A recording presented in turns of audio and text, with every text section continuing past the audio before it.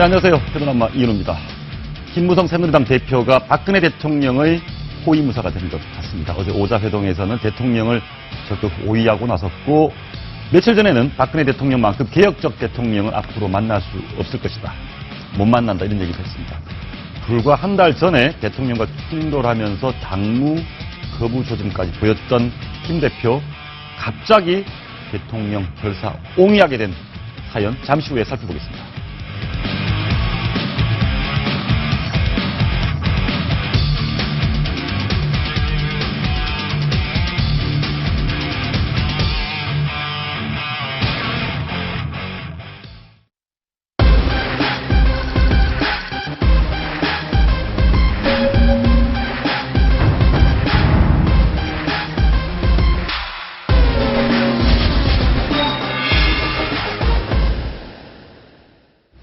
네, 어제 열린 오자회동, 이럴 거면 왜 만났느냐, 이런 지적까지 나오고 있습니다. 하지만 대통령 앞에서 어떤 방식으로든 자신의 존재감 각인시키고 싶었던 마음은 같았던 것 같습니다. 속내 궁금하시죠? 이상희 위덕대 부총장, 장성호 건국대 교수, 김건식 경남대 교수, 최진영 변호사와 함께 하겠습니다. 어서 오십시오. 네, 안녕하세요.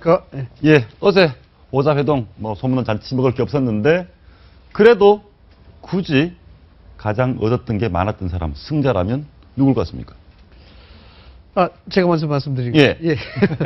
글쎄, 승자라고 이야기하기가 좀 그런데, 통계적으로 보면은, 박근혜 대통령이 승자의 입지를 가지고 있다라고 봐야 되겠죠. 예, 지금 보니까 대통령 원칙 1인자, 원칙, 교과서부터 해서 원칙을 확인했고, 또 호위무사를 자처하신 분들도 계시고, 문재인 대표는 대통령을 공격하면서 동급 이미지를 구축했고, 이종걸, 이렇게 원내대표까지 나와 있는데, 박근혜 대통령이 승자다, 이렇게 보시는 거네요? 예, 그렇죠. 뭐냐 그러면은, 박근혜 대통령이 승자라는 부분을 이제 정치적으로 보자 그러면은, 일단 이 상황에서 방관자적 입장에 있으면 안 되는 거죠. 박근혜 대통령 같은 경우에. 지금 노동개혁이라든가 4대 개혁이 눈앞에 두는 시점이고, 또한 국정교과서를 정점으로 해서 국정의 소용돌이 속으로 빠져들어가는 상황에서 방관자적 입장에서 소통을 게을리한다든가, 또는 이 부분에 대해서 주도권을 놓쳐버린다든가, 이렇게 되면 국정 동력 자체가 상실돼 버리죠. 그래서 예. 박근혜 대통령은 여기서 적극적인 해결사적 이미지가 굉장히 필요할 때다. 예. 그런 측면에서 청와대를 통해서 청와대의 여야 대표를 부른 그 자체가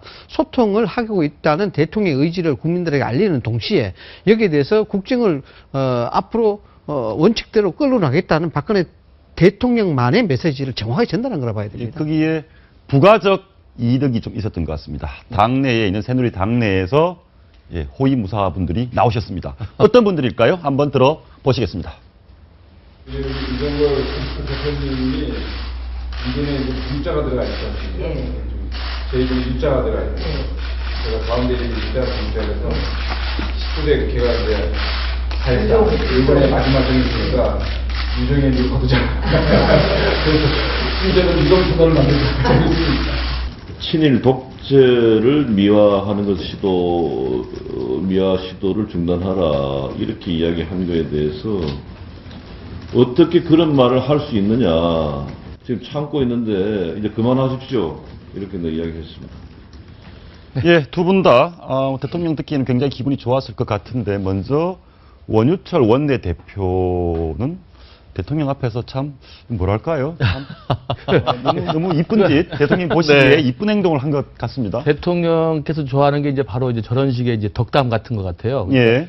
지난번에 유승민 대표 파동 이후에 이제 새롭게 원내대표로 추대된 다음에 청와대 회동이 있었지 않습니까? 예. 그때도 이제 원희철 대표가 굉장히 재밌는 이야기를 해서 예. 대통령을 이렇게 웃게 만들었는데, 이번에도 이종걸 대표 이름 글자하고 원희철 대표 이름 글자를 통해서 저런 이야기를 하고 있어서 대통령을 웃게는 만들었습니다만, 아까 처음에 앵커께서 질문하신 오자회동의 승자가 누구냐로 돌아가서 좀 말씀을 좀 드려보면, 저는 5분 다 승자는 아니라고 봅니다. 예. 그리고 우리 국민들 입장에서는 국민이 지금 패자가 된 거죠. 그러니까 지금 이 엄중한 시국에 교과서 문제를 놓고 여와야가 지금 극단적인 무한 투쟁을 벌이고 있는 상황에서 대통령과 여야 원내대표와 대표 이 오자회동이 이루어지고 있으면 국민들은 어떻게든 여기서 해결의 돌파가 열리지 않을까라는 기대일 국민들도 텐데, 알 것 같습니다. 해결 안 될 것 뻔히 압니다. 제 말씀 들어보세요. 예. 그럼에도 불구하고 1시간 넘게 회동을 했는데도 서로 절벽만 확인했다고 하는 것은 한국 정치가 정말 이 정도밖에 안 되는가에 대한 저는 극단적인 실망감을 보여주는 것이고요. 예. 대통령께서 아까 우리 이상희 부총리께서 말씀하셨습니다만 대통령 입장에서의 소통하는 모습을 보여준다는 면에서는 득이 있을 수 있습니다만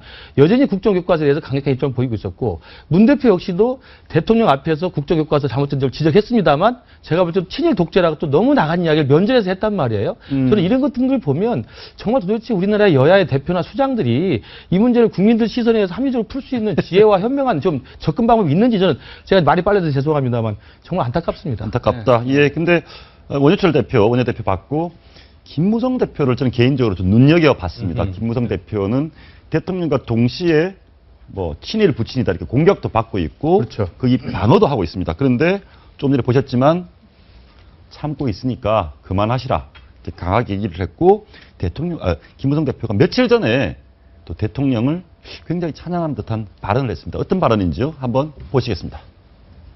박근혜 대통령께서 4개의 개혁 아젠다를 가지고 열심히 개혁 작업을 하고 있는데 여러분들 좀 도와주시겠습니까? 박근혜 대통령 이렇게 개혁적인 대통령 앞으로 만나기도 힘들 겁니다. 그래서 박근혜 대통령 임기 중에 이 개혁이 반드시 성공할 수 있도록 여러분들 잘 좀 도와주십사 하는 그런 간절한 부탁의 말씀을 드립니다.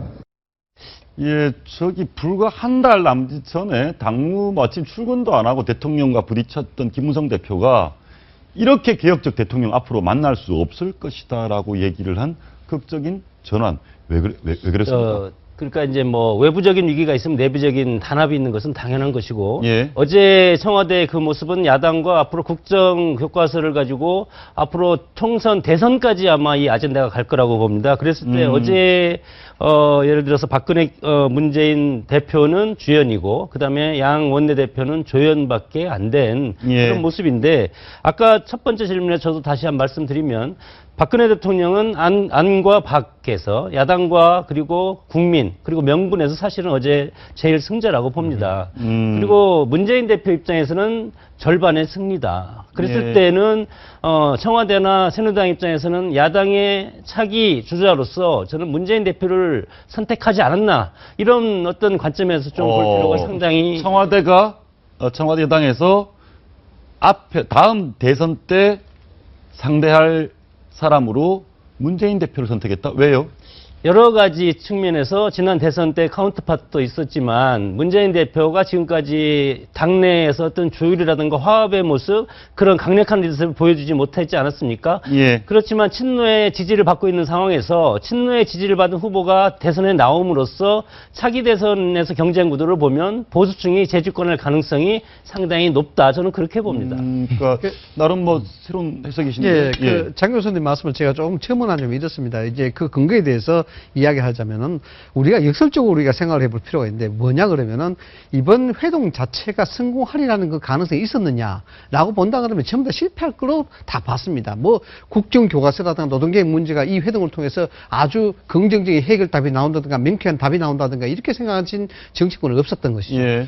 다만 야권의 입장에서는 서로가 백인백색의 어떤 목적을 가지고 있었습니다. 야권은 이 국정교과서 파동에 대해서 철저한 진영론을 갈 수 있는 소위 싸울 수 있는 명분을 찾기 위해서 청와대에 간 것이고 여권과 청와대 입장에서는 그에 대한 소통과 불통의 이미지를 부식시키고 국정을 열심히 하겠다는 그런 모습을 국민한테 보여주기 위한 필요한 예. 부분이 있고 그럼에도 불구하고 이걸 왜 했느냐에 대한 부분이죠. 그러면 명확한 어떤 해결점이 없는데 그걸 왜 했냐야 되는데 사실상 이 부분이 실패로 끝나지만 앞으로 실패라고 이야기하지만 앞으로 어떻게 될 것인가 보면 간단하게 전망을 해보면 장 교수님 말씀이 이제 이해되는 부분이 실질적으로 이 건으로 인해서 연말 전국은 국정교과서에 대한 부분으로 인해서 철저한 2년간 대별, 그 진년간 대립으로 된다 이거죠. 그럼 이것이 어떤 궁극적으로 어떤 효과가 나타나느냐? 문재인 당대표 입장에서는 굉장히 좋은 입장이 되는 겁니다. 철저하게 야권에 대해서 투쟁적 어떤 이념으로 가기 때문에 투쟁적 어떤 전략으로 가기 때문에 여기에 대해서는 신당 세력이 여기서 붕업되는 부분이 굉장히 약해질 수가 있고 신당 또 세력이 야권 진영이 예. 흩어졌던 부분이 힘의 결집이 될 수 있습니다. 그럼 여권도 마찬가지로 어차피 야권의 49% 50%를 때려주다 하더라도 총선에 있어서는 철저한 보수와 진영 간의 대결을 구도로 갈 수 있는 그런 장을 만들 수 있는 것이 이번 회동이라고 봐야 되는 것이죠. 예, 그럼 결과적으로 문재인 대표 입장도 이런 이념 극한 대결이 당 장악 차기 대선 주자가 되는 데는 유리한 것이고 그렇죠. 굉장히 그런데 유리한 구도죠, 지금은. 예. 새누리당 입장에서 볼 때는 문재인 대표가 나오면 대선에서 쉽게 이길 수 있다?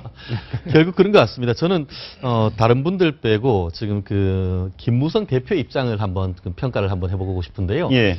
결국 그러면은 그 문재인 대표와 그 김무성 대표가 서로 싸웠는데 누가 이겼느냐 했을 때에 모르겠습니다. 요즘 뭐 미생해서 그 바둑이 좀 상당히 의미가 있습니다만 반집차 김무성 대표의 승리다라고도 저는 얘기를 하고 싶습니다. 그 이유는 그런 것 같습니다. 사실 며칠 전까지만 해도 김무성 대표 밑에 사람이 다 어디 갔어 할 정도로 없어졌지 않습니까? 예. 결국은 지금 내부적인 어떤 권력 투쟁 하에서 결국 밑에 있던 사람들이 다 어디 갔나 했는데 결국 이와 같은 어떤 이 교과서 논쟁을 통해서 결국 본인의 그 스탠스를 청와대와 이렇게 일치시키는 과정에서 친박으로 갔던 사람들을 다시 한번 본인들한테 결집시키는 그런 효과가 있는 것 같고 예. 또 하나는 뭐냐 하면은 본인 밑에서 살짝 멀어졌던 사람들을 다시 한번 규합하거나 할 수 있는 나름대로의 모멘텀을 만들었다는 점에서 결국 그러한 점에서는 어떤 김 대표로서는 운신의 폭을 상당히 넓혔다는 그런 점에서 상당히 의미가 있는 것 같습니다. 그리고 또 예. 어제 같은 경우에도 사실 어떻게 보면은 뭐 굉장히 여러 가지 뭐 홈페이지나 이런 데 보면은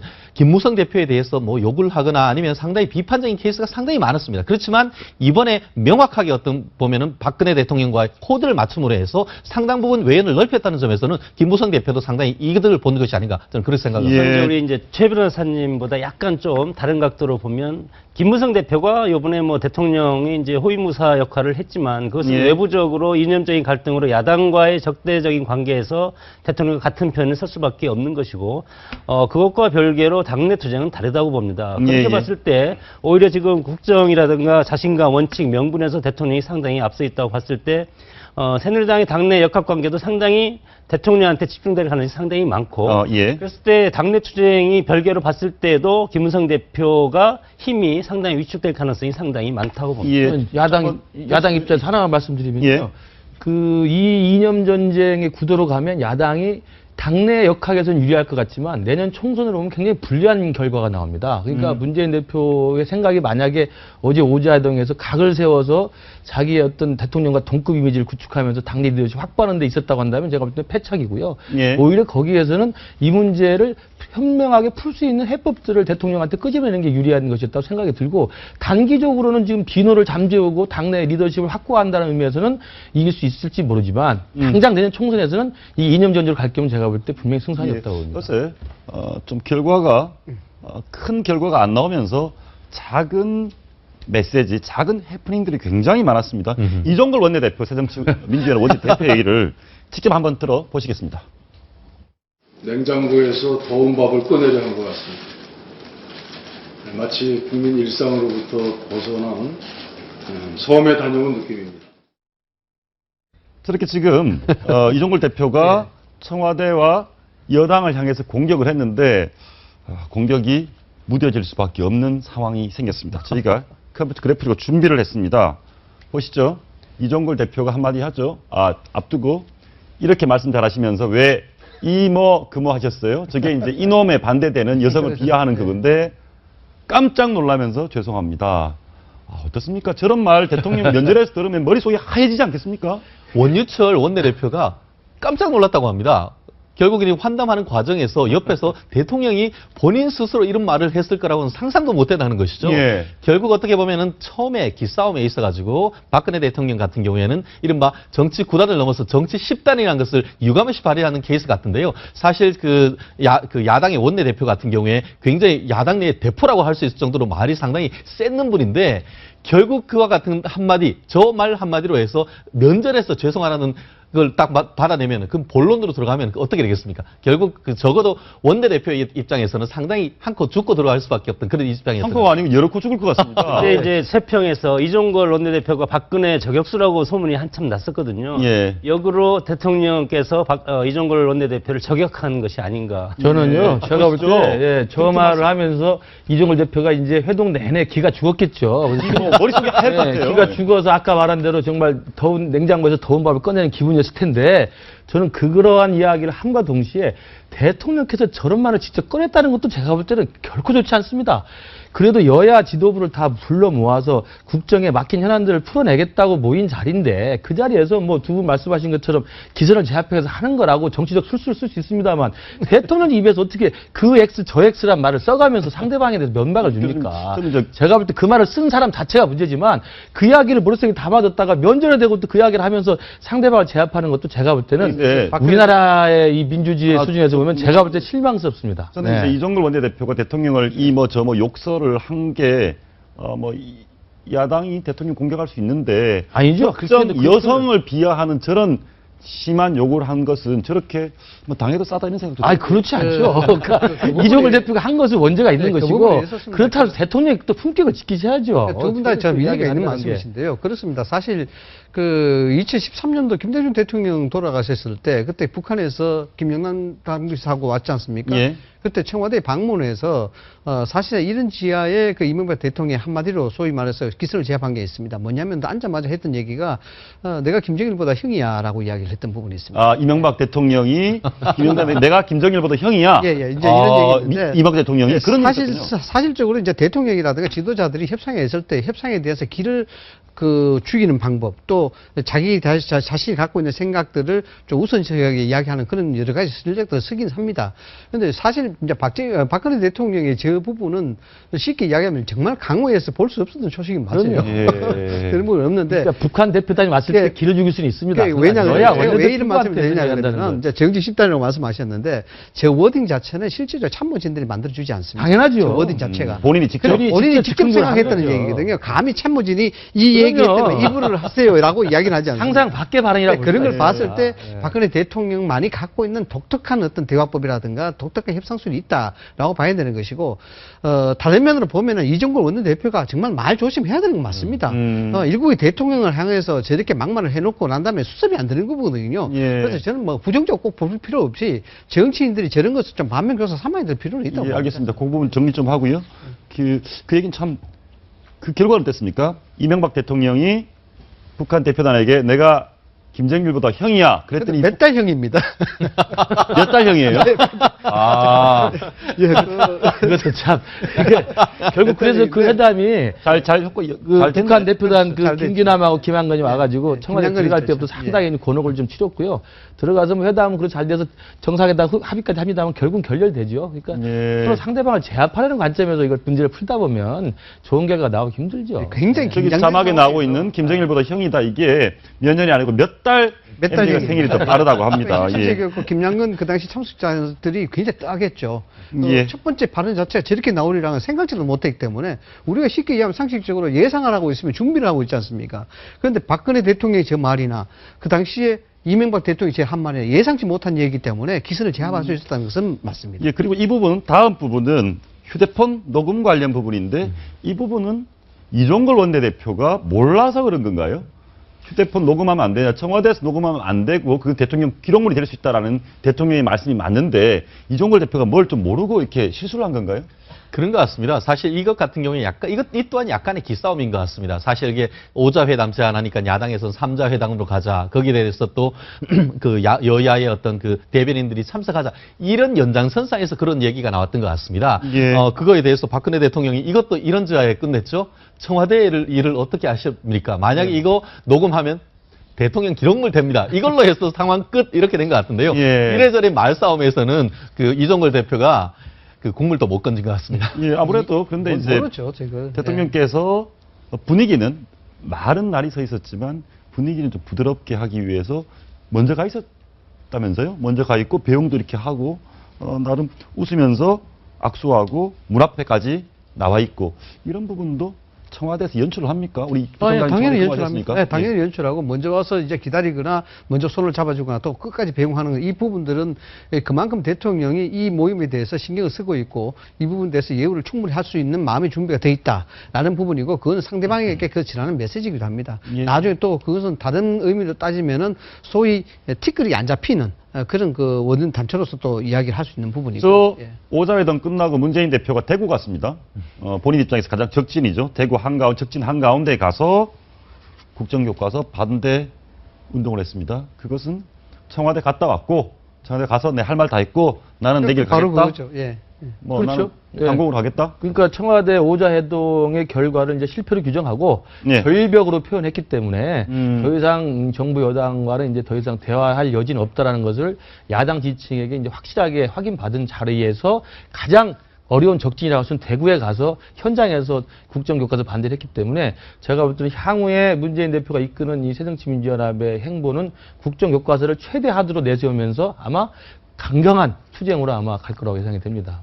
저런 것은 예. 상징적으로 보면 어떻게 대구를 갔다는 것은 정치적인 지금 어떤 포지션을 얘기를 하는 건데, 야권의 어떤 어느 정도의 그런 포지션은 이제 문재인 대표한테 왔다고 봅니다. 인수지표를 줬다고 보고, 해결문을 줬을 때, 그 다음에 예를 들어서 이제 뭐 탈당파라든가 당내 분열당 이런 것은 잠재울 수가 있다는 자신감이 쓴 것 같고, 향후 총선 때까지 교과서 전국으로 해서 당내 분란을 잠재우면서, 누르면서, 총선을 치르겠다는, 그렇기 때문에 이제 이것이 총선 국면으로 바로 가는 것이 대구로 적진으로 들어가는 거 아닙니까?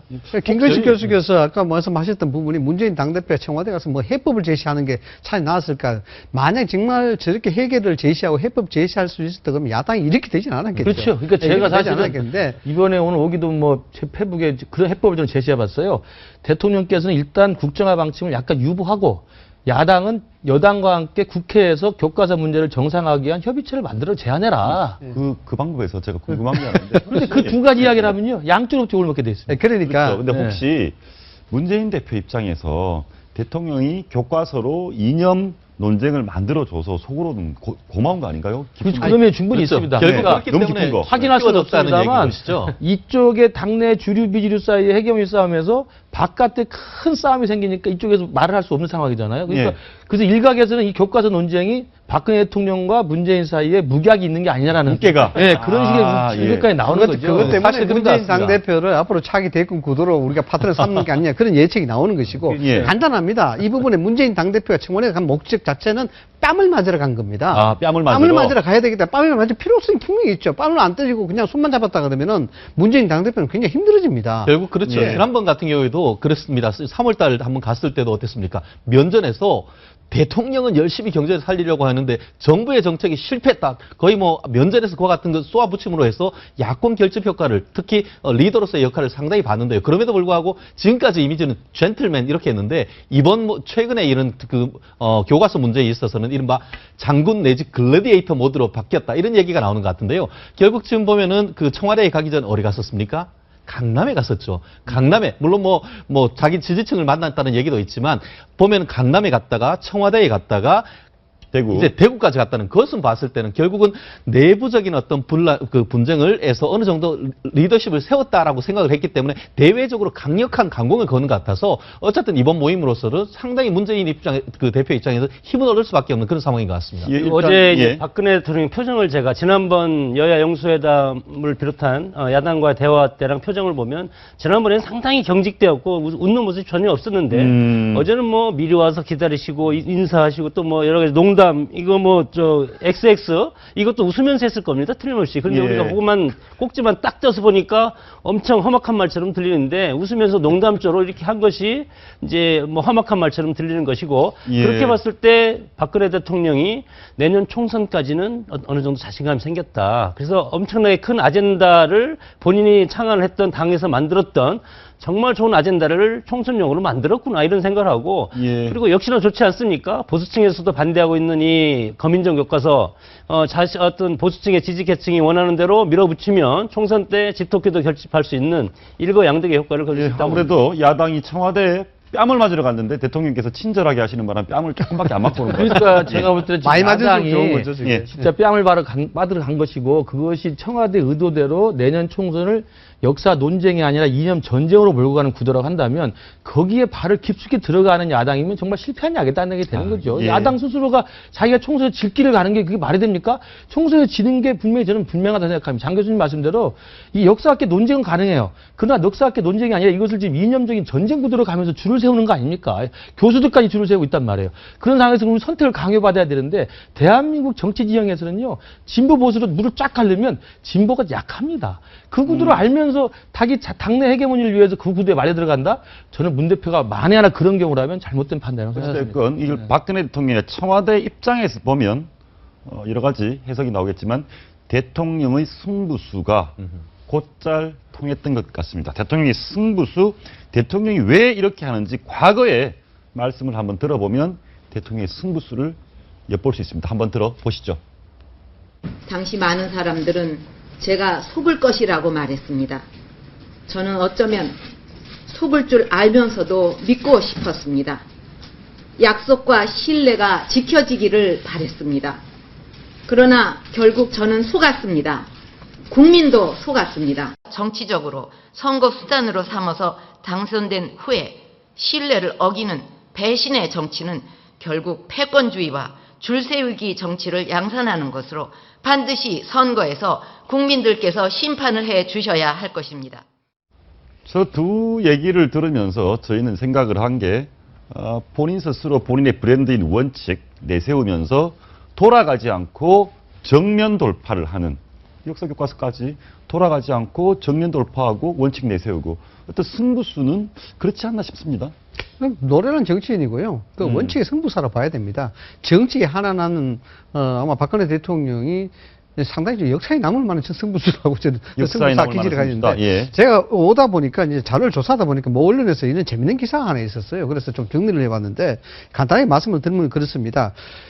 박근혜 대통령의 승부수를 던질 때마다 그러니까 여야 대표를 초청해서 이야기를 할 때마다 그 후에 선거는 다 이긴 걸로 나왔습니다. 아, 이후 선거를 다 이겼다고요? 예, 뭐냐 그러면 5번인데 4번에 걸쳐가지고 2014년 9월 달에 김한길 대표 제안해가지고 영수회담을 했습니다. 그때 야당 대표, 황우려 당대표하고 같이 네, 했었는데 그때 끝나고 10월 30일 재보선에 여당이 승리해버렸습니다. 예. 그다음에 두 번째는 2014년 7월 10일 날에 이완구 박영선 대표 초청해서 같이 이야기했었는데 그때 후에 끝나고 난 다음에 7월 30일 날 재보선에 11대 4로 승리했습니다. 완성을 했죠. 예, 예. 바로 했고 세 번째는 2014년 12월 29일이었는데 그때는 개헌 논의가 굉장히 불붙어 있을 텐데 실질적으로 문희상 대표하고 만나고 이야기하고 난 다음에 그 개헌론 자체가 없어져 버렸죠. 예. 그다음에 마지막 4차가 2015년 3월 달에 문재인 당대표하고 만났었는데 이 만나고 난 다음에 4.29 재보선 승리했습니다. 이런 것들 통계상으로 보면은 정말 시기적으로 적절하게 송곳 같은 어떤 판단력으로 정치 승부수를 가지고 있는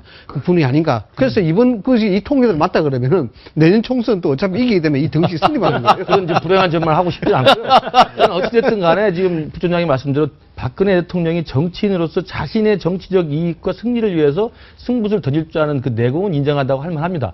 그러나 더 문제는 뭐냐면 그 승부수에 매번 야당이 덜커덕 들어온다는 이야기예요. 그러니까 예. 정말 제가 볼 때는 야당이 승리하는 야당이고 국민들한테 신뢰를 받을 수 있고 집권 가능한 야당이 되기 위해서는 지금 말씀하신 대로 그러한 정치적 승부를 위한 승부수에 자기가 제발로 걸어들어가는 그런 우미한 짓을 해서 안 된다고 봅니다. 예컨대 이번 국정교과서 문제만 하더라도 국정교과서 문제로 내년 총선까지 이념 전쟁으로 몰고 가는 구도라고 한다면 그걸 미리 간파하고 야당에서는 국정교과서의 국정화 방침에 대해서는 지금 여론조사에서 보면 찬성보다 반대가 계속 늘어나고 있습니다. 그러면 국정교과서 반대라는 방침을 계속 이야기하면서 가면 되는 것이지 이것을 마치 지금 새누리나 청와대에서 원하는 것처럼 한쪽은 친북교과서 한쪽은 친일 독재교과서로 완전히 양단시켜가지고 친일을 택할래 친북을 택할게라는 이런 양단 논법으로 가면 결국은 대한민국 지형에서는 여당이 유리한 싸움이 되는 겁니다. 그걸 알면서 왜 당대표가 또 강경세력이 거기에 따라갑니까?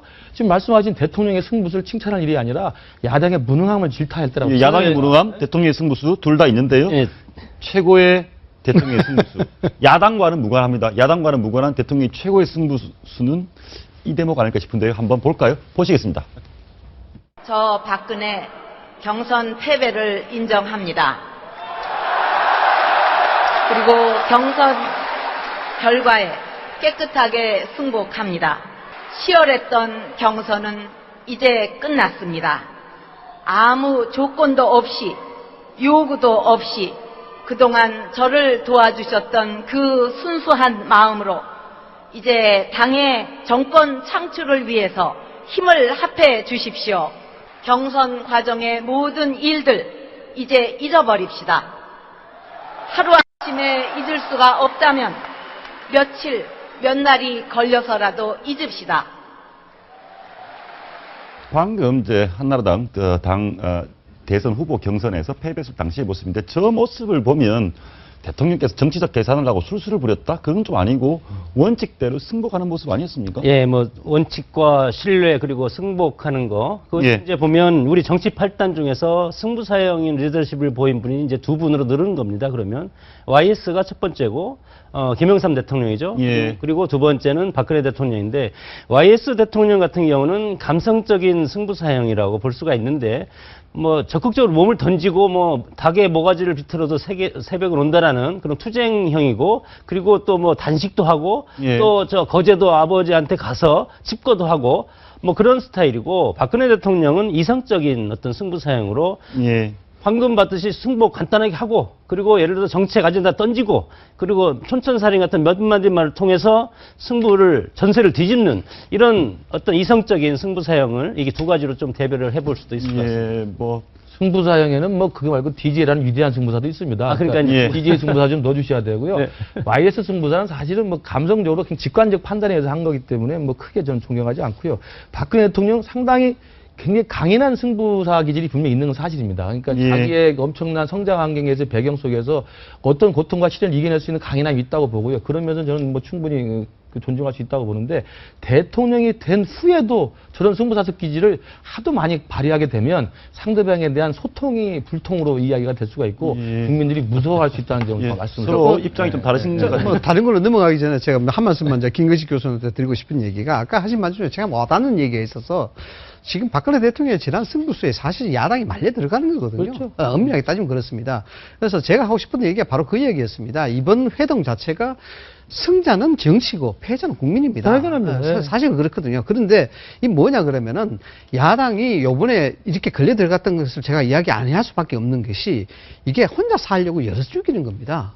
그래서 궁극적으로 사실 문재인 당대표라든가 이 야권에서 제대로 된 투쟁을 하려고 그러면은 여기에 말려다기보다는 실질적으로 이 국정교과서에 대한 정말 무엇이 문제였던가 이거 좀 피를 흘리는 심정으로 투쟁을 해줘야 되는 그런 부분이 없지 않아 있는데 예. 여기에 들어가면서 자기네들은 싸움에 있어서 정당한 명분을 얻었을지 몰라도 상당한 실리를 잃었다 봐야죠. 정치권이 이렇게 이념 전쟁을 벌이고 있는데 저 입장에서 너무나 불쾌한 일들이 벌어지고 있습니다. 아사히 신문, 일본 아사히 신문, 일본의 유력 언론 아사히 신문 서울 지국장이 일본이 독자적으로 한반도에서 북한과 전쟁을 하는 시나리오를 만들고 있습니다. 지금 나오시죠? 대한민국 유일한 지배 지역은 휴전 남쪽이다. 저 말은 무엇이냐? 북한은 대한민국이 간섭하지 마라. 우리가 일본이 독자적으로 북한과 상륙도 할 수 있다. 뭐 그런 얘기 같은데 준비를 해봤습니다. 일본 자위대가 독자적으로 북한에 대해서 군사작전을 하는 시나리오가 공개가 됐습니다. 첫 번째로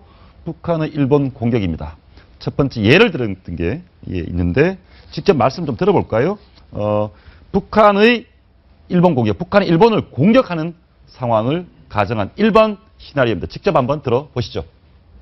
弾道ミサイル로서 일본에 있는 그 주일미군 기지나 자위대를 공격하고 특수부대가 잠수함나 그 여러 가지 그 선박에 타고 일본 상륙시키고 두 가지 좀 공격을 예상해가지고 거기에 대비한 계획을 가지고 있습니다.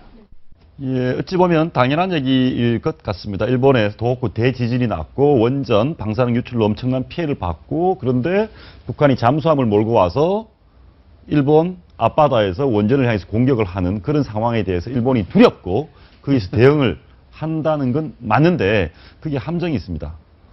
북한 우리나라의 미수복 영토인데 우리나라의 영토에 일본이 독자적 판단으로 작전을 하겠다? 어떻게 보십니까? 정치학 하시니까. 예, 그 마키노 지국장은 제가 잘 아는데요.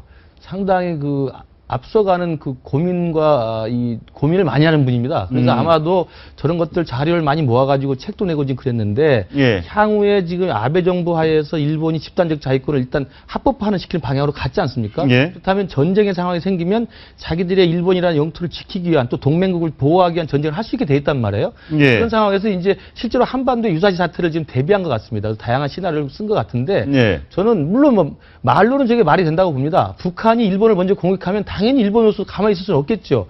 그렇지만 사실상 북한이라는 나라가 지금까지 한국전쟁 이후에 정전체제 하에서 미국에 대해서 여러 가지 적대적 의사를 드러내고 한국에 대해서 군사적 공격을 하는 건 맞지만 일본에 대해서 공식적으로 한 번이라도 전쟁이나 군사적 공격을 한 적은 없습니다. 언급한 적은 없습니다. 일본의 역사적 과거에 대한 반성을 촉구하고 일본의 잘못된 발언에 대해서 항의하고 요구하는 건 있었지만 예. 전쟁이나 군사적 행동을 하는 건 한 번도 한 적이 없어요. 그렇다고 예. 하면 지금 일본의 책임 있는 아사히 신문 지국장 자격으로 북한이 있지도 않은 아직 있을 수도 없을 수 있는 일본에 대한 선제 공격을 빌미로 해서 한반도 유사시를 상정해 놓고 일본군이 한반도 들어오겠다 이야기하는 것은 우리로서는 굉장히 뜨악한 결론이 나올 수밖에 없습니다. 제가 볼 때 그 부분을 굉장히 조심해야 생각합니다. 그런데 다음에 보면 이런 상황은 가능할 것 같아요. 대만과 그렇죠. 그 부분은 상정 가능한 이야기죠. 미국과 중국이 전쟁을 하면 일본은 오키나와와 대만 사이에 집결을 해서 미국과 한 편을 먹고 중국과 전쟁을 하는 시나리오. 예, 그렇습니다. 갖고 있고요. 그 다음에 센카쿠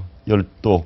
중국과 일본이 이 섬을 두고 전쟁을 벌이면 낙하산 부대, 일본 자위대 낙하산 부대가 이 섬에 상륙하는, 떨어지는 이런 작전을 세우고 있습니다. 이런 정도까지 가능할까요, 교수님? 실제로 한반도와 관련돼서는 가장 큰 게 북한 이슈고요. 그다음 대만 이슈이기 때문에 예. 저런 부분은 충분히 있을 수 있는 국지전 상황이라고 볼 수가 있죠.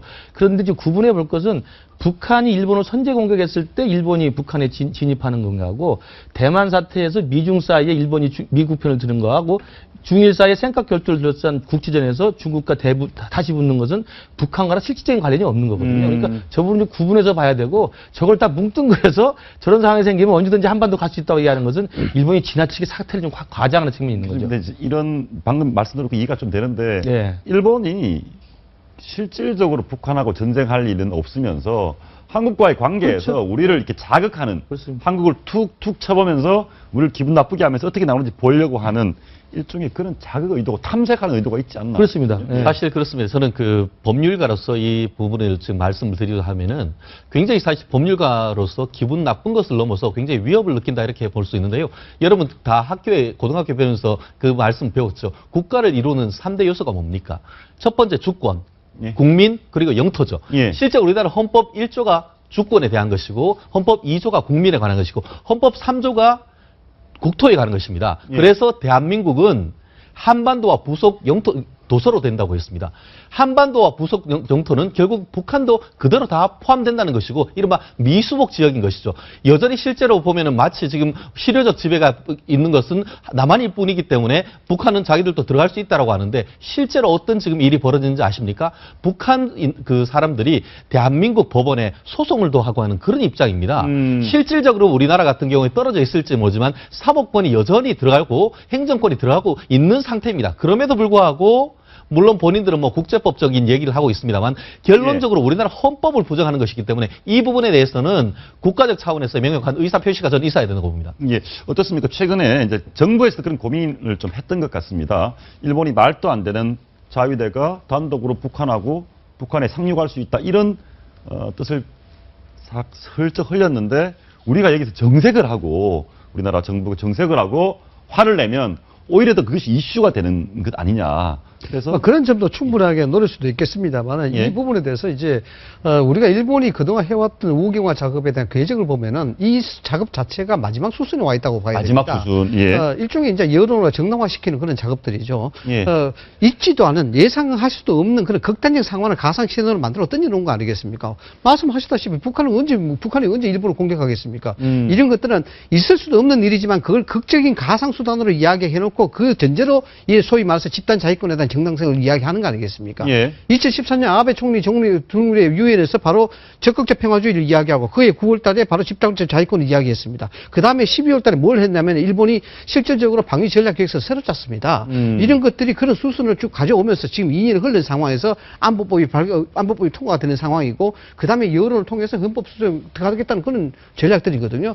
이런 전략들을 봤을 때 실질적으로 지금 우리한테 아주 주권에 대한 부분들을 지금 직접적으로 전면적으로 지금 침해하는 발언을 한 것이에요. 대한민국의 주권을 침해하고 있습니다. 일본이. 저도 3조 이야기했습니다만 한반도와 그 부속 도서를 하는 것이 우리 한반도 영토입니다. 근대화 이후에 가장 중요한 것은 주권 영역입니다. 주권 영역에 대한 부분이 소위 말해서 가장 대원칙으로 근대법원에 이야기하고 있습니다. 이런 부분들을 집단적 자유권, 즉 자유대의 가상적 시나리오를 통해서 이야기한 그 자체도 우리의 주권 영역에 침해하는 그런 사례라 이래 봐야 됩니다. 그러니까 우리 정부로서도 지금 저런 이야기가 일본 방위상이 와서 하고 갔다는 게 사후에 드러난 거 아닙니까? 그러니까 사실 우리 국방부가 체계적으로 일본의 우경화에 대비하고 만약에 있을 한반도 유사사태에서 일본의 말도 안 되는 한반도 진입에 대해서 우리 입장을 명확히 하려면 국민들 앞에 정확히 밝히고 당당한 우리 입장을 밝혀야 되는데 엄정꾸정 해가지고 전에 지나간 다음에 그 비공개로 넘어가려다가 사후에 발각이 나서 지금 수습을 하는 거거든요. 그러니까 우리 국방부도 뭐 이것뿐만 아니라 이번에 대통령께서 한미정상회담 가서 그 오바마 대통령이 남중국해에 대한 우리 쪽에 중국 쪽 비판을 해달라는 이야기도 사실 숨겼다 나중에 발각이 됐거든요. 저는 이러한 것들은 정부가 국민의 눈치를 보기보다는 국민 앞에서 있는 그대로 사실을 밝히고 당당한 우리의 대책과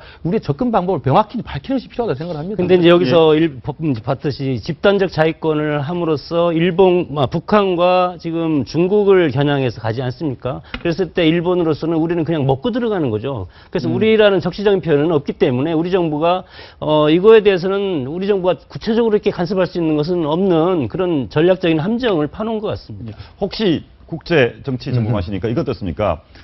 일본군, 일본 자위대가 북한에 상륙을 하려고 합니다. 강원도 고성 지역을 지나서 북한에 상륙을 합니다. 북한 우리 땅 아닙니까 법적으로? 그러면 우리는 북한하고 힘을 합쳐서 일본을 물리쳐야 됩니까? 그런 상황을 상정할 때는요 어떤 맥락인지를 봐야 되는 거죠. 그러니까 예컨대 이럴 수도 있어요. 최악의 경우는 한국과 북한이 전쟁 상태에 돼서 그럼 당연히 한국은 한미동맹에서 미국이 북한과 같이 붙는 우리 한미연합전력이 북한과 전쟁하는 거거든요. 그럼 또 미국은 일본과 동맹국이기 때문에 우리는 한미동맹으로서 미국이 북한을 같이 싸우게 되지만 미국은 또 한반도의 전쟁 상황에서 부족한 부분을 일본에게 도움을 요청할 수가 있어요. 그런 상황에서 일본이 미국의 도움으로 미국이 수행하고 있는 전쟁을 돕는다는 명목으로 북한에 갈 수 있는 상황이라면 상황은 복잡해지는 거죠. 그러네요. 그러니까 복잡한 상황이 지금 생기기 때문에 그런 부분에 대해서는 치밀하게 우리 정부가 대비를 하고 국민을 설득하고 일본과의 관계를 생각해서 해야 됩니다. 근데 그 전에 지금 일본이 치고 나오는 거거든요. 그러니까 국방부가 굉장히 멋쩍은 상황이 된 거예요. 그러니까 일본으로서는 야 실제로 너희들이 실효성이 있는지 없는지 상관없이 너희들과 같이 함께 전쟁을 하면서 북한에 가겠다는데 이런 식의 사실 뉘앙스가 배면에 깔려 있는 거거든요. 그렇기 때문에 우리로서는 국민 감정만을 앞세워서 우리가 흥분하는 게 중요한 게 아니고 일본의 저런 치밀한 사전 선제 공격에 대해서 우리가 굉장히 준비를 많이 해서 대비를 해야 한다고 생각합니다. 알겠습니다. 준비를 잘 해야 되는데요. 준비를 잘 해야 되는 것은 기업가도 마찬가지로 특히 기업은 망할 수가 있습니다. 국가보다 쉽게 망할 수가 있기 때문에 최근에 전현직 그 대기업의 홍보 임원들 이런 분들 상대로 대한민국을 대표하는 기업가 경영인의 최고 의록을 뽑았습니다. 1등이 뭘 것 같습니까? 답을 드릴까요? 기업가 정신을 드러내는 최고의 한마디가 정주영 정주영 회장의 이봐 해봤어. 안 해봤으면 말을 마. 이건희 회장의 만도 자식 다 바꿔라. 김우중 회장 세상에 넣고 할 일은 많다.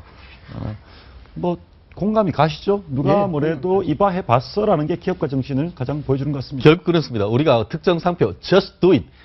결국 실천해내는 이것이 결국 기업가 정신인 것 같은데 그 말의 원조가 정말 좋은데 대신에 그 말을 이은 아마 MB 대통령은 내가 해봐서 아는데 이 버전은 결국 원조는 이렇게 1등인데 좀 어떻게 보면 약간 변형된 모습에 대해서는 조금 실망도 없지 않았던 것 같습니다. 직접 말씀을 한번 직접 말씀을 들어봤으면 좋겠는데 사실은 우리나라 대학생들이 이 광고에도 나온 정주영 회장의 말인데 이 말을 듣고 굉장히 도전을 많이 느꼈다고 합니다. 정주영 회장이 살아계실 때 얘기입니다. 한번 들어보시죠. 배를 사주면 사줬다는 증명을 가지고 영국 정부의 승인을 받아서 영국 정부에서 차관을 얻어서 기계를 뭐 사드리고 그래서 여기다 조선설지에서 4배를 만들 테니까 차라 이런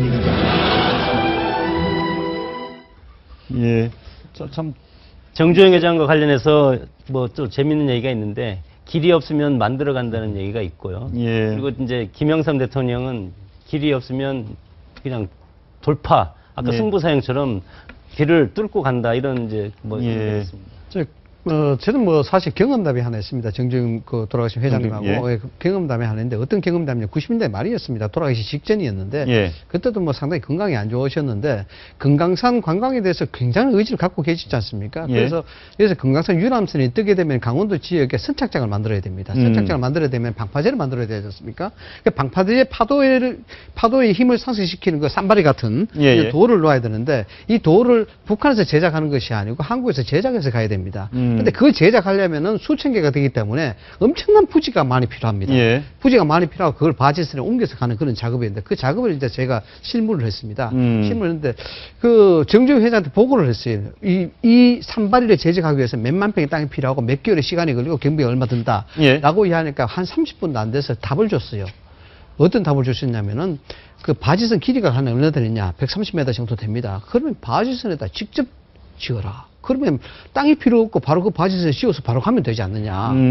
그래서 그걸 봤을 때 역시 이 보통 이 대그룹 회장은 그냥 만만한 사람이 아니다. 원래 우리가 이제 자본주의에서 이제 기업이 잘 돼야 자본주의가 정상적으로 성숙할 수 있기 때문에 과거부터 자본주의의 성숙을 위해서는 기업가 정신이라는 게 있지 않습니까? 예. 엔트레프너십이라고 그래서 모든 위기를 돌파할 수 있는 창조적인 리더십이 필요한데 그런 부분들은 사실은 정주영 회장이나 우리 대기업 회장들이 그런 정신을 가지고 사실 지금까지 실현과 난관을 이끌어온 거거든요. 그래서 저는 한국 경제 발전에서 기업가들이 저런 돌파 정신이 있었다는 게 굉장히 좋은 점이라고 생각합니다.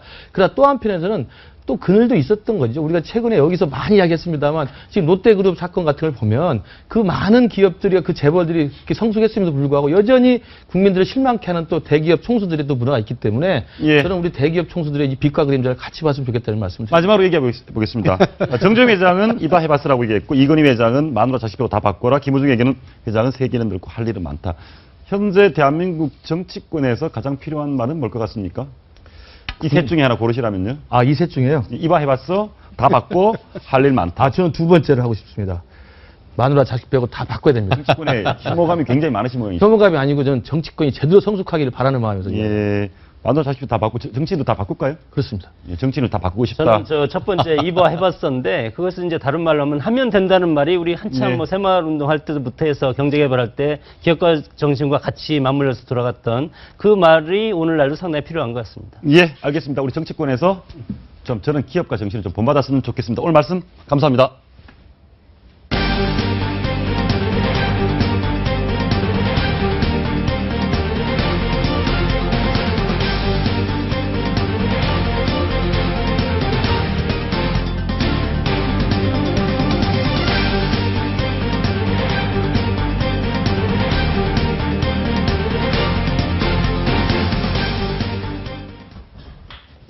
예, 연일 계속되는 교과서 논쟁 피곤하시죠? 논쟁의 핵심 얼마나 구체적으로 얼마나 정확히 알고 계십니까? 오늘 모신 이분의 설명을 들어보면 좀 더 명확해지지 않을까 싶습니다. 새누리당 의원들의 역사 과외 선생님쯤으로 소개해드리면 될 것 같습니다. 전희경 자유경제원 사무총장 모셨습니다. 어서 오십시오. 안녕하세요. 예, 새누리당 국회의원들에 대한 역사 과외 선생님이라고 보면 되나요?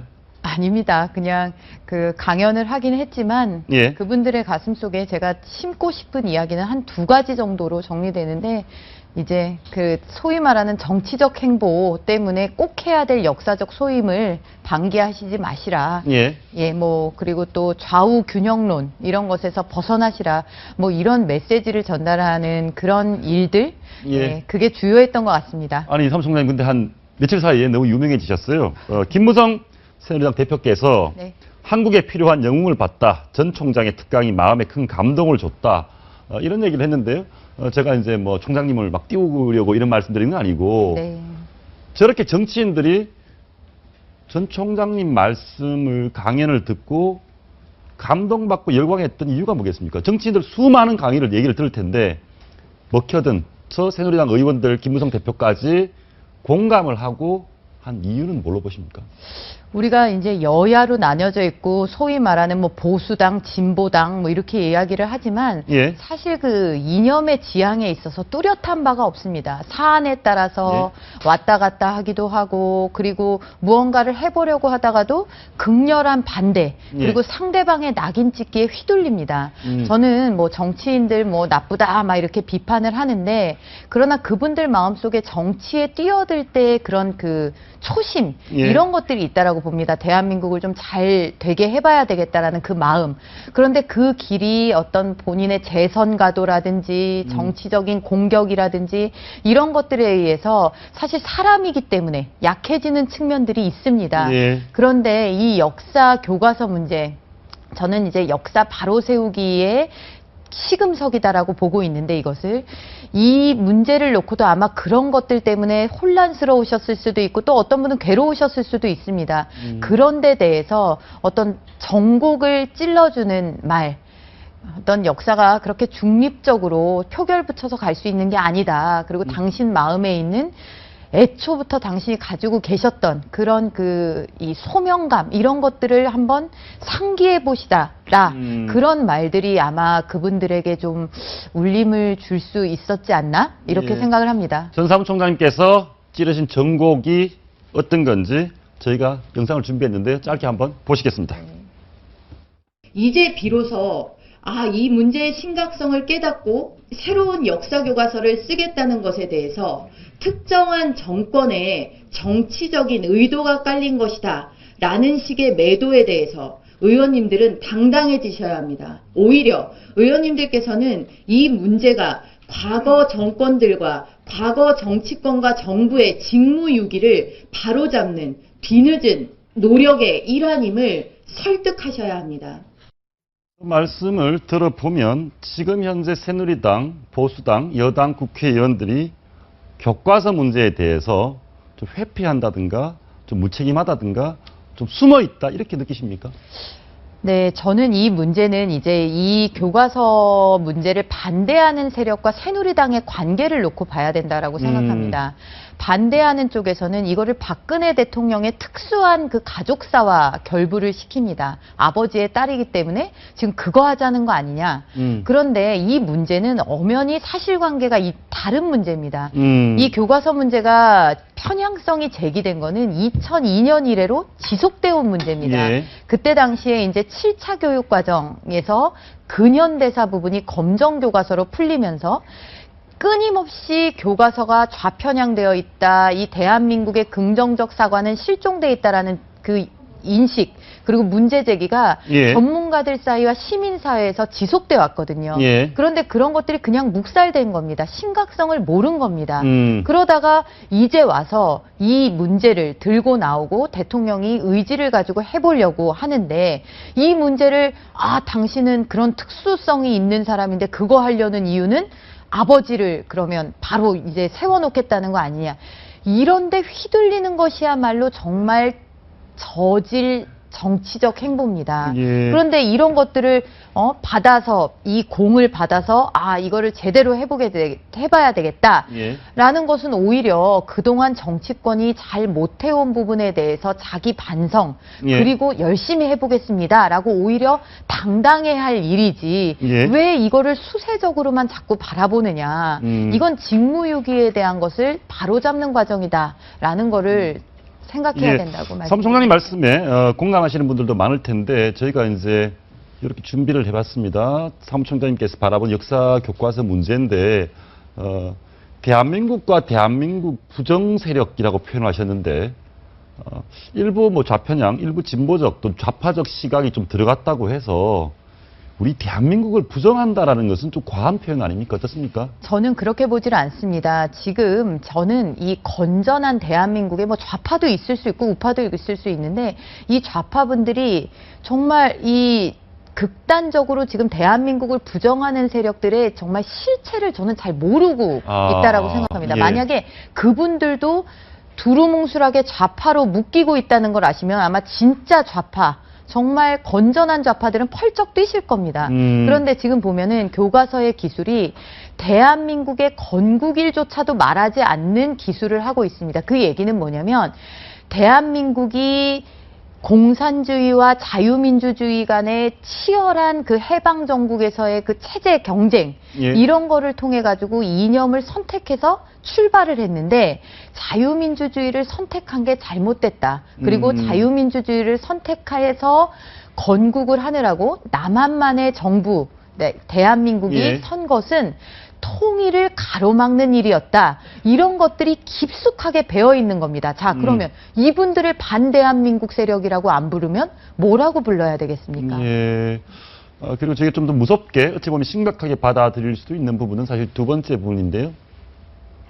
모르겠습니다. 대한민국 부정 세력이 대한민국의 모든 진보, 모든 좌파가 아닙니다. 그 부분 말고 일부 부정 세력이 역사와 교육이라는 걸 통해서 전사는 전쟁하는 사람입니다. 그렇습니다. 전쟁하는 사람을 양성한다. 너무 어떻게 할까요? 음모론이랄까? 너무 이렇게 억척이 아닌가? 이렇게 주장할 수도 있을 것 같은데 한쪽에서는. 네, 세상이 이렇게 평온한데 도대체 왜 이렇게 극단적인 용어가 나오냐? 부정 세력, 전사. 예, 전사. 예. 그렇죠? 예. 그런데 이게 맞습니다. 지금 대한민국은 역사 전쟁 중이라고 저는 역사 생각을 전쟁 합니다. 중이다. 예. 이 역사는 과거의 것에 대한 기술이지만 과거를 그냥 내 맘대로 쓰는 선에서 끝나는 게 아닙니다. 과거의 사실을 어떻게 규정하고 있느냐에 따라서 미래의 권력을 누가 잡느냐와 직결되는 문제가 됩니다. 그렇습니까? 예. 그리고 이것에 동조하는 세력, 젊은 세력들을 길러내는 곳이 바로 이 교육전선이다라고 보는 것이죠. 어린 학생들에게 대한민국은 부정의하고 출발부터가 잘못된 나라고 북한이란 존재는 이렇게 볼 수도 있지 않니 얘들아? 라고 가르치는 이런 것들이 아이들에게 그대로 스며들고 있는 것입니다. 그래서 우리는 잘 모르고 있었지만 이 대한민국을 긍정하는 정말 자랑스러워하는 분들은 잘 모르고 있었지만 역사와 교육에 있어서 이미 지금 대한민국을 부정하는 세력은 이미 진지를 확고하게 틀었습니다. 정말 역사문제연구소라든지 민족문제연구소라든지 전교조라든지 이런 분들이 역사를 자신의 것으로 하기 위한 이승만에 대한 왜곡이라든지 6.25 전쟁에 대한 해석, 대한민국의 그 근현대사의 주요 여러 역사적 사건들 중에서 유독 대한민국이 잘못했다라고 그런 데 대한 그 방점 찍기와 그것을 뒷받침하는 자료를 생산해내서 유튜브 이런 데 한번 보십시오. 대한민국 현대사를 다루는 여러 영상들이 과연 어떻게 되어 있는지. 베스트셀러 목록을 보십시오. 대한민국 역사, 자랑스러운 역사라는 거 하나도 없습니다. 그런 식으로 진지를 틀었고 교육에 있어서 그것을 하고 있는 데가 바로 이제 전교조를 위시한 좌편향 교육인 것입니다. 예, 다만 전교조 전체가 대한민국 부정 세력인 것은 아닙니다. 그러나 삼총장님 말씀 들어보면 전교조 중에 일부 분들은 자기는 대한민국 부정 세력이 아닌데 본인은 모르지만 일정 정도 부정 세력에 의해 이용되고 있다? 그렇죠. 저는 그렇게 봅니다. 정말 전교조나 좌파 내부에서도 대한민국의 미래를 걱정하시는 분들이 많을 겁니다. 그런데 이분들이 지금 생각하시는 그 우리가 좌우의 정책 대결이나 이런 합리적인 선이 아니고 이렇게 명백하게 특정한 의도를 가지고 움직이는 세력들이 있다라는 겁니다. 저는 이 문제에 있어서 좌우의 대립이다 이 문제 전에 좌파 내부에서 이 세력을 걸러내기 위한 시도가 분명히 필요하다라고 보는데 제가 문재인 대표가 세상에 제1야당의 대표가 되셔가지고 저 광화문 광장에서 1인 시위하시는 걸 보면서 저는 참 마음이 아프고 안타깝습니다. 왜냐? 이런 문제는 제1야당이 취해야 될 것은 명백히 진보를 표방하고 중좌 그분들은 이렇게 이제 생각을 하실 텐데 거기에서 자신들이 매도당하는 이 세력들을 걸러내고 우리는 이렇습니다라는 걸 국민들에게 보여주기 위하고 그런 노력의 과정에서 신뢰를 얻어갈 생각을 하셔야지 똑같이 정말 1차원적으로 나오지도 않은 교과서에 대해서 친일이다, 독재미화다 라고 광화문 광장에 서 계시는 거는 그 한 정치인을 키워내기 위해서 대한민국이 쏟은 비용과 많은 사람들의 염원과 이런 것들을 허물어뜨리는 거거든요. 저는 이런 것들이 정말 발전을 지체시키는 아주 극명한 처사라고 보고 있습니다. 예, 알겠습니다. 저는 이제 산업화의 그늘만 들추고 민주화는 무오류다 이 부분을 좀 관심 있게 지켜봤는데 여기서 꼭 짚고 넘어가야 될 것이 박정희 대통령입니다. 지금도 이런 이슈만 나면 이슈 중심이 되는데 산업화의 성부자 산업화를 하신 분이 박정희 대통령이니까 박정희 대통령은 우리 교과서에 어떻게 기록해야 됩니까? 저는 그 문제를 이렇게 말씀드리고 싶습니다. 아까 제가 들어오기 직전에 이제 그 기업가들 3인이 하신 그 발언이 소개가 되지 않았습니까? 자, 기업가 정신을 심는 거는 미래 세대를 위해서 굉장히 중요한 문제입니다. 그런데 지금 산업화의 그늘만 들쳤다라고 제가 얘기할 때 가장 강조드리고 싶은 게 경제 거인. 대한민국의 기적을 이룬 경제 거인에 대한 설명이 없습니다. 이 대한민국 교과서에 긍정적이고 진취적이지 않은 겁니다. 이거는 도대체 애국심은 자기들만 있나라고 피로해하세요. 이 역사 교과서 문제에 대해서 바로잡자는 그 목소리에 대해서도 국민 중에 뭐 또 일반 대다수는 또 뭐 이렇게 피로하게 저렇게 애국심은 자기들만 있나 이렇게 생각하시는데.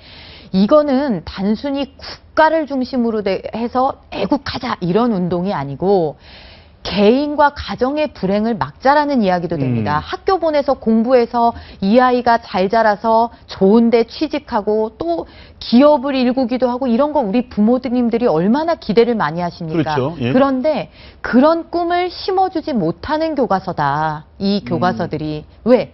산업화의 그늘만 들추는 과정에서 자본주의라든지 경쟁이라든지 기업의 역할들은 축소되거나 왜곡되어 있거든요. 예. 아까 박정희 대통령 말씀을 저한테 물으셨으니까 이렇게 말씀드리겠습니다.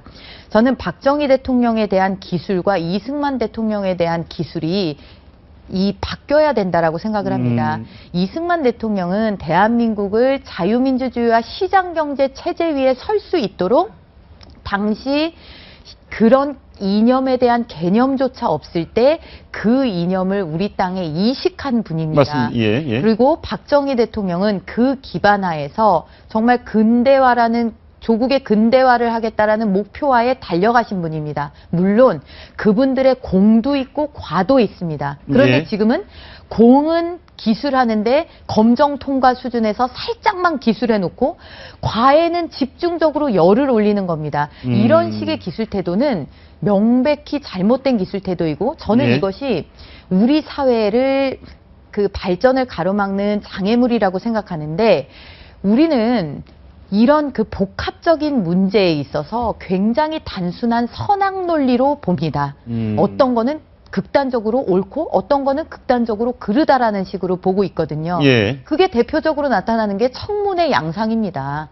이거에 대해서 어떻게 생각하십니까? 뭐 친일에 대해서 어떻게 생각하십니까? 그렇죠. 5.16에 대해서 어떻게 생각하십니까? 이거에 대해서 이론이 존재하지 않습니다. 당연히 나쁘죠. 당연히 좋습니다. 이런 식의 1차원적인 사고방식이야말로 한국 사회가 지향해야 되는 사고방식이고 공부하는 학생들의 머릿속에 심어서는 안 될 그야말로 아주 저급한 그런 그 태도인데 저는 그런 것들을 벗겨내는 일이 지금 역사 바로 세우기와 교과서를 품질을 높이는 일에 가장 중요한 쟁점이라고 보고 있습니다. 산업화의 그늘만 들추고 민주화는 무오류다. 이 부분은 그렇습니다. 저희가 이제 워낙 독재 정부, 군사 독재를 거쳐오다 보니까 민주화, 민주주의 하자는데 반론을 절대 할 수가 없습니다. 민주화는 그렇습니다. 절대 선처럼 느껴지는 게 사실입니다. 그렇습니다. 근데 민주화는 무오류라고 하는 교과서. 민주화에 어떤 오류가 있습니까?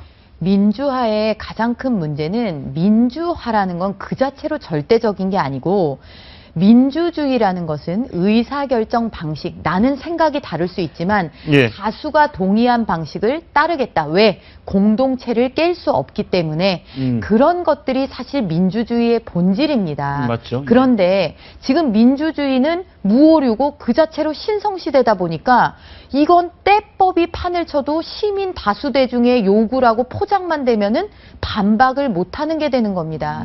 그거는 법치를 지금 능가하는 수준의 한국 사회가 이르렀습니다.